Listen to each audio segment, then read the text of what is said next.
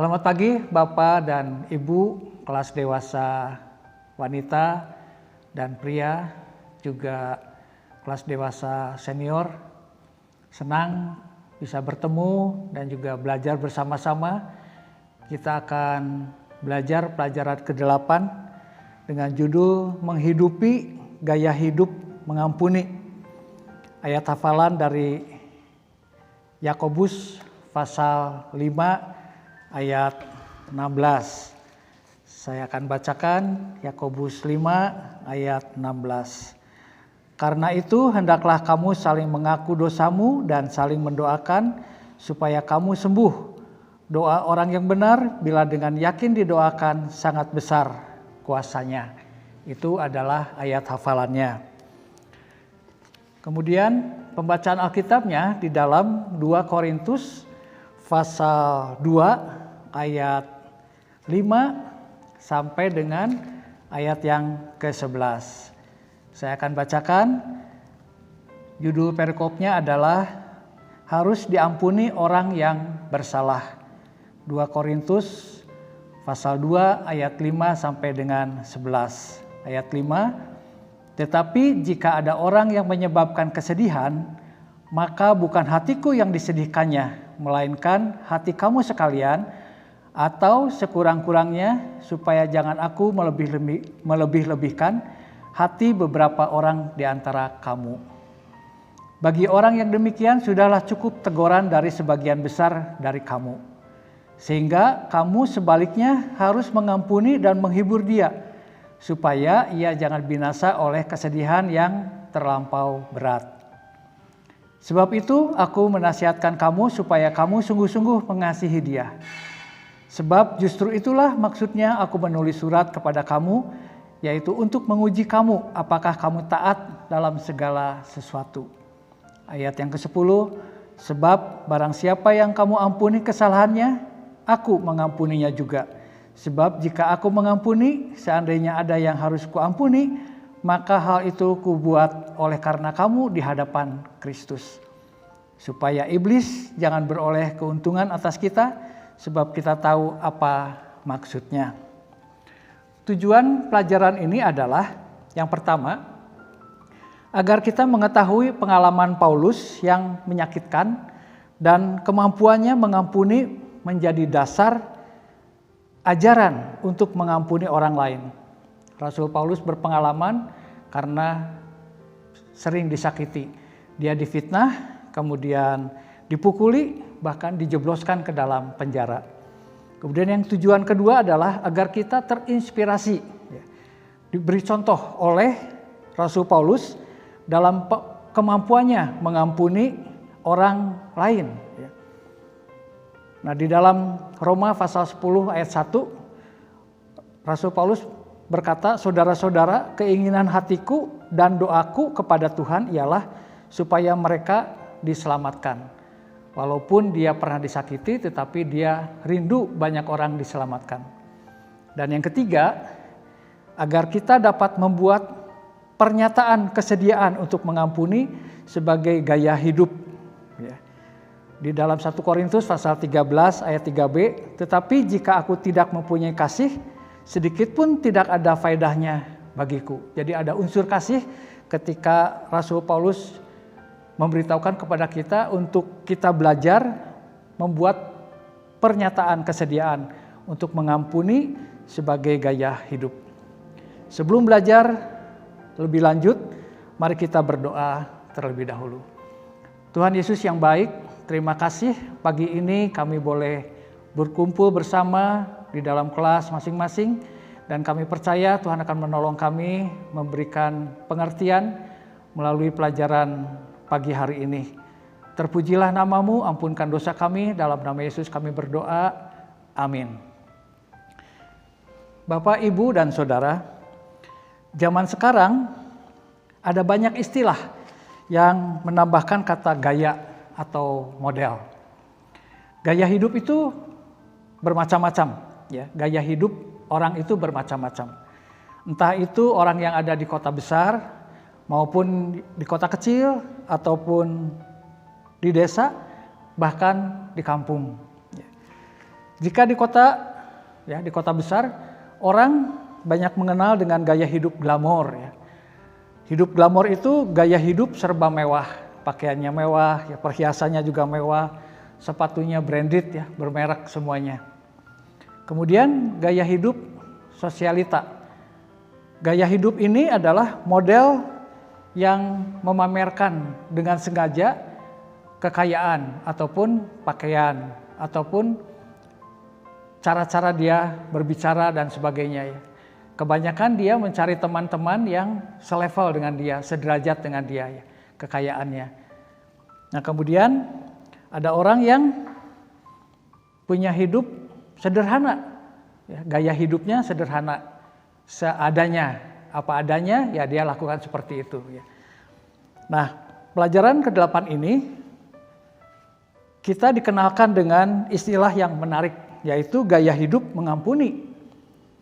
Tentu kita akan berkata secara spontan ya, wah pelajaran ini berat sekali ya, betul ya. Pelajaran ini akan sulit dan memerlukan pengorbanan hati. Apalagi di depannya ada kata menghidupi. Artinya kehidupan kita sehari-hari harus menunjukkan perilaku mengampuni sebagai dasar ajaran untuk mengampuni orang lain. Sungguh berat ya. Pelajaran ini ada kaitannya dengan pelajaran kelima, yaitu bersikap tegas terhadap dosa. Pelajaran kelima berbicara tentang dosa yang dilakukan oleh salah seorang anggota gereja di kota Korintus, di mana ada seorang anak berbuat dosa zina dengan ibu tirinya yang bukan Kristen. Bagaimana sikap gereja dengan hal tersebut? Prinsipnya, gereja harus ada tindakan tegas sebagai bentuk disiplin gereja. Sebagai wakil Tuhan tentunya di dunia ini. Ya. Kalau bukan di gereja, teguran umum ya secara publik, umum yang menegurnya. Kemudian sanksinya mengikuti hukum yang berlaku di negara tersebut. Ya. Jadi harus dibedakan kesalahan di dalam gereja dan juga kesalahan secara umum. Ya. Namun apakah gereja berani mengambil resiko saat menegur dan memberikan nasihat kepada orang yang bersalah ataupun yang berdosa? Jika itu prinsipnya benar berdasarkan Alkitab dan firman Tuhan, gereja harus berani menegur.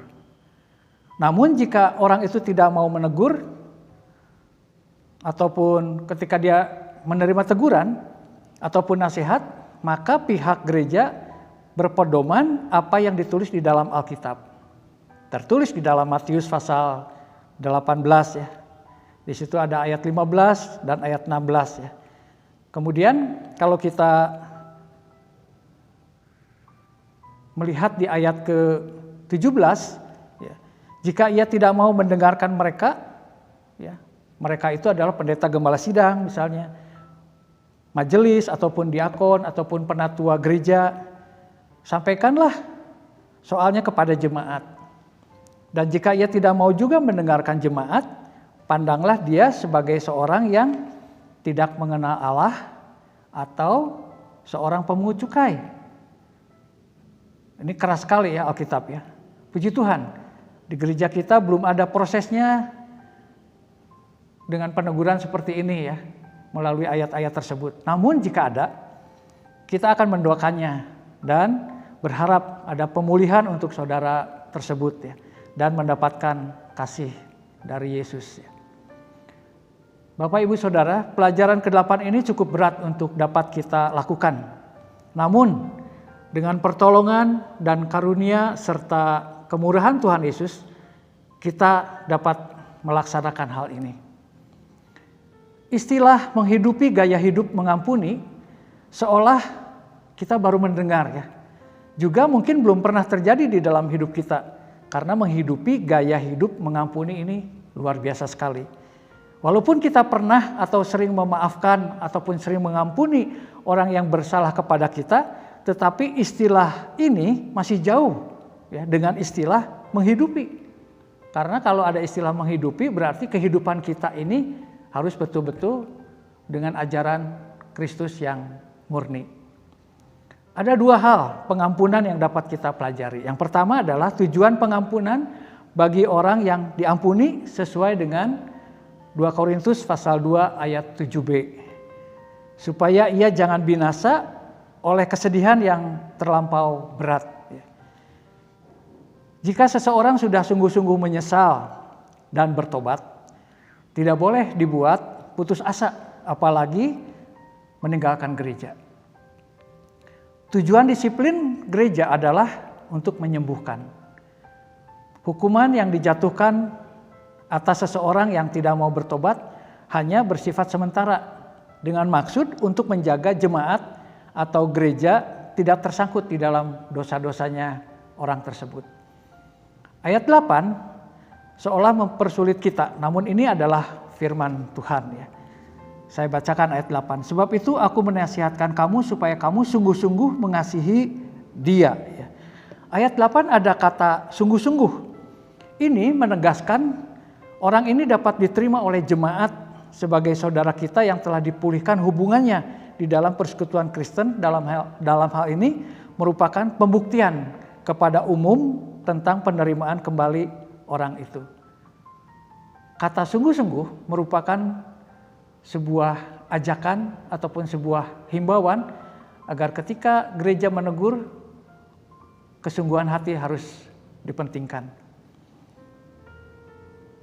Karena disiplin atau teguran gereja seharusnya berbentuk perwujudan kasih, bukan menjadi perwujudan dari aturan yang dibenarkan atau pembenaran. Disiplin harus ada dan memang sangat penting. Karena akan mendorong perbedaan yang nyata antara gereja dan dunia, antara orang Kristen dan bukan orang Kristen. Disiplin bukan sesuatu pembenaran ataupun legalisme. Disiplin adalah untuk menjadikan sembuh dan benar.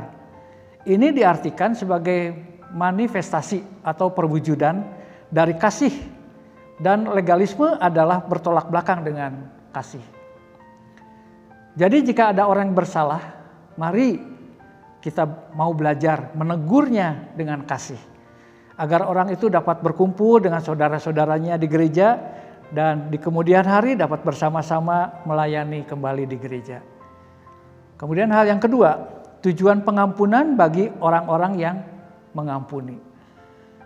Jika ada orang yang bersalah dan perilakunya di gereja khususnya, sebaliknya bertobatlah dan meminta maaf.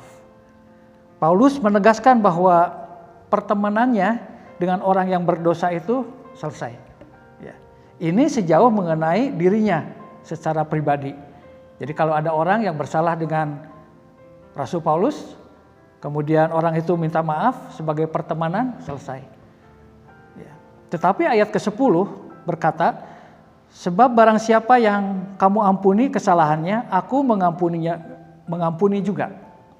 Seolah selesai secara pribadi dari pribadi Paulus. Namun ayat itu tidak berhenti di situ, ada lanjutnya. Sebab jika aku mengampuni, seandainya ada yang harus kuampuni, maka hal itu kubuat oleh karena kamu di hadapan Kristus. Menurut Rasul Paulus, penentangannya terhadap dirinya merupakan penentangan terhadap seluruh anggota jemaat. Jadi kalau dia egois, selesai. Ya, orang yang bersalah kemudian diminta maaf, dia selesai. Tetapi dia melihat kepada banyak anggota gereja. Ya. 1 Korintus pasal 12 ayat 2b dikatakan, karena itu jika satu anggota menderita, semua anggota turut menderita. Jika satu anggota dihormati, semua anggota turut bersukacita.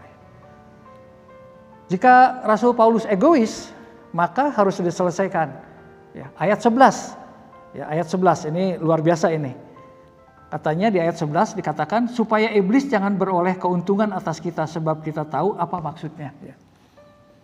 Jadi karena ada kelanjutannya ayat 11 yaitu supaya iblis jangan beroleh keuntungan atas kita sebab kita tahu ada maksudnya. Apa maksudnya?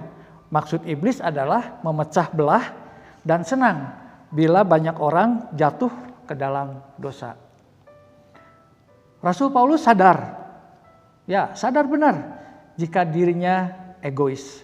Dia akan dimanfaatkan oleh iblis. Demikian pula dengan kita. tugas mengampuni itu harus dilakukan bersama-sama oleh seluruh anggota gereja. Pekerjaan mengampuni bukanlah monopoli Paulus, juga bukan monopoli para rasul, juga para pendeta, para diakon, semua orang Kristen. Ya. Saudara dan saya, tanpa ada kecuali harus saling mengampuni. Jadi kita semua orang Kristen harus mempunyai rasa memaafkan dan mengampuni.